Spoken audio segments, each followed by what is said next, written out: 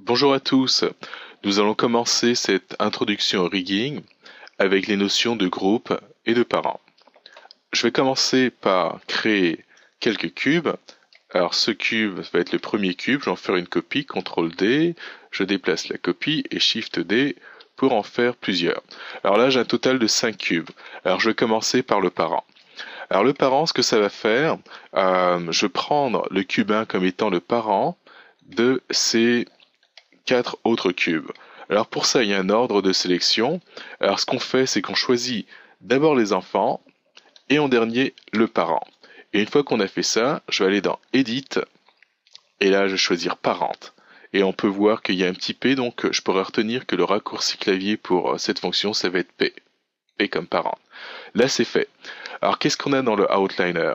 On peut voir un petit plus ici à côté de mon cube 1, et là j'ai les enfants qui sont les cubes 2, 3, 4 et 5. Alors si je prends le cube 1, je déplace, comme on peut voir, les 4 enfants suivent. Maintenant si je prends les enfants un à un, celui-là, celui-là, celui-là, ou encore celui-là, on voit qu'ils sont indépendants des autres, et là on peut voir dans le Outliner avec les petits cercles ici, que ces cercles-là sont tous au même niveau. Et un niveau plus haut, c'est-à-dire si je me déplace vers la gauche, j'ai celui-là qui serait le niveau le plus haut. Donc, lui contrôle tout, alors que eux sont tous au même niveau, donc ils n'ont aucun contrôle sur les uns des autres. Alors, ce qu'on pourrait faire, je pourrais faire en sorte que, exemple, mes cubes 4 et 5 soient les enfants du cube 3. Alors, je prends le cube 3 en dernier, vu que ça va être le parent, et encore faire Edit Parent. Alors là, c'est fait. Alors, ça m'a encore changé ma hiérarchie, et là, on peut voir cube 4 et 5 sont ceux qui sont le plus en bas dans ma hiérarchie, au même niveau, je les bouge. Ensuite, mon cube 3, je vais une fois vers la gauche, lui, dans ma hiérarchie, il se trouve là, et il va avoir le contrôle sur les cubes 4 et 5.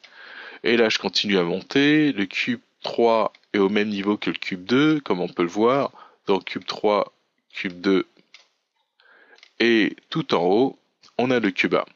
Alors ça, c'était une façon finalement de faire le parentage.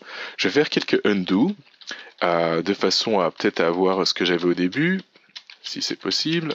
Si c'est pas possible, pas grave. Et maintenant, je vais faire exactement la même chose, mais cette fois-ci, je vais tout faire dans le Outliner. Alors pour ceci, je vais utiliser le bouton du milieu de la souris. Alors là, j'ai sélectionné tous les enfants, et avec le bouton du milieu, je prends et je me mets à les glisser sur le cube 1. Et là, je viens de créer ma hiérarchie, c'est-à-dire le cube 1, qui est le parent de ces 4 cubes-là.